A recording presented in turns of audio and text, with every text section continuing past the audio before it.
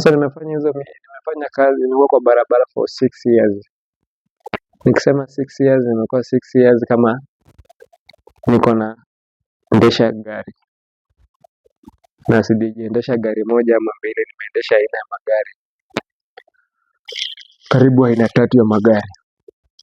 Nimekuwa na Valmatic, nimekuwa na hii. Nikisema Valmatic inamaanisha Wish. Kuna model fulani inaitwa Wish. Nimekuwa na Probox. In fact nilikuwa na Probox yangu mimi mwenyewe, vile nilikuwa nimechukua ya loan kulingana na ile bidii yangu. Lakini mwisho wa siku nilipata na accident, ambapo hiyo accident haikuwa nzuri, ilikuwa ni mbaya. Nikisema ilikuwa mbaya kwa sababu kuna mtu alipoteza maisha.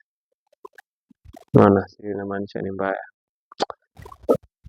Nikawa kwamba pia niko na kesi kidogo. Ndio kuna mtu alipoteza maisha, lakini katika hiyo mimi sikuwa mwenye makosa kulaumiwa. Ule mwenye alikuwa ule mwenye tulikuwa ama alifanya accident ikafanyika ndiye alikufa. Kuja nikakaa chini nikajiuliza, hii maisha inaenda wapi? Kwa sababu tunajaribu kujituma, serikali pia inatubana. In fact by the way, serikali inatubana sana. Nini ilifanya ukaacha hiyo story ya magendo? Kitu nilifanya nikaacha story ya magendo kwa sababu wenzangu wengi walikuwa wanapigwa risasi. Mtu anapigwa risasi. Kwanza kuna mmoja huyu alikuwa kijana mdogo sana, alikuwa around 17 years. Pigwa risasi 5 bila makosa. Unajua makosa yake wenye walimwekea ni gani? Walisema kwamba alikuwa mwizi. Sijui alipatikana, sijui walimshuku. Unaona yule gavana anatufanya walimshuku kama mwizi. Au utashuku aje mtu kama mwizi? Mtu kuja umpige paka risasi ya kifua mbele ya polisi, anakuja mbele ya screen, mbele ya windscreen, anampiga risasi ya kifua ya mbele. Ingekuwa labda alikuwa angepiga ya nyuma, wangesema kwamba alikuwa anakimbia. Lakini wao walikuja walimpiga risasi moja ya kifua ya roho. Mwingine wakampiga ya kiuno, hiyo ni pili. Ya 3 wakapiga ya tumbo. Ya 4 walipiga hapa. Alafu ya 5 walipiga kwa hii mkono ya right. Si hapo wamemaliza. Alafu ya 6 walisimama, ni kama kuna mwenye alikuwa kwa umbali kidogo na akapiga risasi moja ikaingia kwa engine, ambapo ikapasua ile block. Kuna kitu inaitwa block engine, ikapasua. Kwenda kuanza kufuatilia story, wakaanza kusema tulikuwa tunamshuku kama mwizi, wananchi sijui walikuwa wameleta ripoti. Sasa unaona vitu kama hiyo.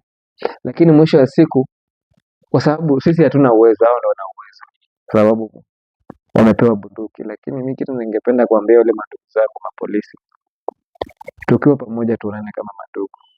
Yesu uko kazi, tujakataa. Lakini hiyo bunduki yako usiwe wanaitumia vibaya. Unaona? Mtu hana silaha. Kwa nini usije tu umshike na umpeleke umfungulie mashtaka na unaona kwamba iko sawa na yeye? Kwa nini umsingizie? Leo hii unamuua, kesho labda leo unamuua, si ndio? Kesho unasikia kwamba ndugu yako amewaona, feel aje? Unaona? Ni uchungu. In fact mimi wanaona kwamba wale watu wenye vijana wale mandugu zangu wale wenye tunawaita kama masoja wetu, wale watu wenye wako na familia. Sasa hata wajui uchungu ya familia. Ni kama wanatoka training alafu wanapewa bunduki. Naambia sasa ndio hiyo. Kwa sababu hata nilikuwa naona maandamano ya 207. Ilikuwa tu kwamba polisi anaua tu mwenzake kwa hana chochote, lakini kwa sababu amemuona tu kwa barabara. Hata mimi mwenyewe nilikuwa mwathiriwa kwa sababu mimi pia niliwahi gongwa tear gas. Lakini nashukuru Mungu, nilibahatika sikukufa. Naona nilijifanya kama mwenye maanguka chini nimezimia. Sasa walikuwa wanapita tu wakinigonga. Kwa najua nimeenda. Lakini sasa najua nimefunga hewa yote, hakuna kupumua. Ili hao waende alafu mimi niamke nipite niende zangu.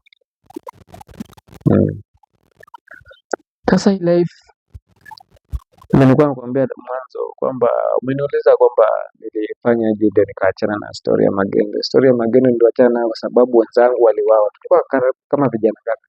Vijana 7. Nakumbuka mmoja wa kwanza alikuwa anaitwa Abat, wa pili alikuwa anaitwa Ocheng. Hiyo ni jina la kwanza yenye, yani sikuwa najua majina zao zaidi, lakini kulikuwa na Abat ndio alikuwa wa kwanza. Huyo alimuua Maseno. Alikuwa amepeleka mzigo Kisumu na alikuwa amerudi. Kulikuwa na wakati huo kulikuwa na bar hapo Maseno. Unajua Maseno kuna watoto wa shule na kuna hizo pub zinafanya kazi. Sasa alikuwa amesimamisha gari kando, ilikuwa ni Probox ya grey, namba nimeisahau, lakini ilikuwa ya grey. Sasa mapolisi wakati huo alitoka ndani ya ile bar kuingia ndani ya gari, yani vile aliingia ndani ya gari wanafunga hivi gari, wakampiga risasi ya mkono. Sasa ni kama yeye vile already alikuwa ameingia, vile aliingia ndani ya gari na alikuwa ameshaiwa sasa anamalizia kwa kufunga mlango, akampiga risasi. Sasa ni kama ile kushtuka yake naye akafanya nini? Akatoa gari na kumbe kulikuwa na wengine mbele. Yeye alikuwa anajua kwamba ni waizi, kulingana hatukuongea kwa sababu tulimpata kama ashakufa. Lakini sasa tunajaribu kuona vile kwani ilikuwaje ndio ikaenda hivi. Ni kama sasa vile aliona ameshoot mkono. Ni kama ni waizi kwa sababu alikuwa na cash. Akaona ni kama ni waizi, akatoa kutoa gari wenye ulikuwa mbele. Alipiga engine ikapasuka. Sasa unajua gari huwezi kimbia. Sasa ni kama wakati alisimama, kuna mwenye alikuja na ni kama alipanda kwa bonnet ya mbele na akampiga risasi ya kifua. Piga risasi nyingi sana kwa kifua.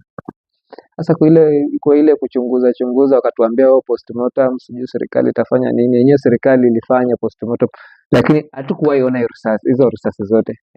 Unaona? Sikumaanisha kwamba kuna kitu huwa inaendelea ndani ya government. Na by the way ningependa kuambia labda wale wanafuatilia YouTube ya umesema madam inaitwa Princess. Okay. Government yetu si ati naongea kwa ubaya. Government yetu inatumiza sana. Na hata nashindwa ni siku gani itawahi change. Kila siku wanaimba kwa nini sijui nini, lakini haiwezi change. Kitu yenye ningependa tu kusema kwamba sisi vijana wenye tunatoka chini ama wenye wanakuja nyuma yetu, kwa sababu mimi naendelea kuenda, siwezi sema ati nitakuzidi kuwa kijana. Ningependa tu kuambia mwenye anatoka nyuma, maisha ya sasa kwamba ni kurisk. Usiogopa ati nikifanya kitu fulani nitashikwa na government ama nini. Hata president juzi amesema kwamba kila kitu ni kurisk. Unaona? Yes, ametupea moyo, lakini hasa kwa wale mapolisi wake, mimi ningependa tu kuambia pia aambie wale mapolisi wake waache kutuua. Unaona? Hata leo tukisema tunalipia revenue yenyewe si hata tulipi, kwa sababu mimi nikiwa na license ningemaanisha license ni kibali cha kudrive hiyo machine, hiyo chuma. Sina already nalipa tax. Sasa kwa nini? Na tena hivi vitu yenye naleta si ati nikitoa, for example natoa Uganda naleta Kenya, nimeleta sumu. Unaona? Ndio, lakini inafaa kupita customs ujue, ikuwe iandikwe chini. Kuna vitu fulani zilipita kutoka Uganda zikaingia Kenya. Hiyo that is basically not a poison, but it is basic protocol for security purposes. Not just security yako, but security hata yangu.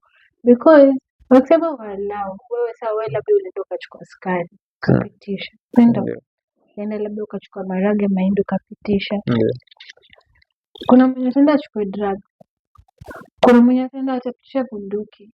Kuna mwenye si wote wataamua wacha tupitishe hizi vitu zenye haziko zenye hamu. Kuna mwenye anaweza amua ile juu iko na pesa nzuri kuliko sukari. Akipisha tu hata bunduki tu 5, pesa anapata ni mingi sana kuliko hiyo gunia yako ya sukari. Na sasa for that reason, hiyo tupitishe tu hizo bunduki tena, unadhani Wakenya wangapi wako at risk, maisha zao ziko at risk. ndio hizo bunduki 5 tu zenye zimepitishwa illegally zenye zinaenda kupewa majambazi. Acha nikuambie kitu moja dadangu Patricia. Mimi nimeishi Siaya County hapa border around Saini